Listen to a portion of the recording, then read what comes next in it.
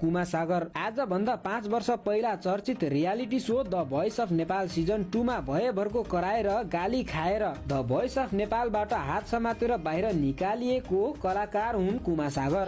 I'm really disappointed. मैले ब्याटलमा दीप सरसँग झगडा गरी उहाँहरूलाई मनाई तिम्रो दुईजनालाई डुओमा लैजानु भनेर मैले बिन्ती गरेर मैले यहाँसम्म ल्याएको। मैले बार भनेको छु प्रोनाउन्सिएसन। त्यस समयमा यी जजले मात्र होइन हामीले पनि उनको कला चिन्न सकेनौं।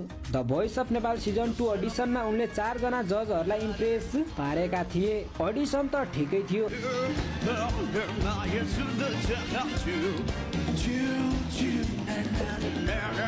तर जब कुरा आयो पछि भने उनले रिजेक्सनको चुनौती खेप्नु पर्यो। नकआउटमा गएर यहाँहरुको यो सपना टुटेको छ र उनलाई द भोइस अफ नेपालले हात समातेर घरको बाटोतर्फ डोराइदिए। तर उनले मेहनत गर्न भने छाडेनन्। रिजेक्ट खाएको 5 वर्षपछि भने उनको कमब्याक भयो। ए मैरे हावाको लहरसँगै गीतले उनलाई रातारात नै भाइरल बनाइदिए। हावाको लहरसँगै उडिरहन मन।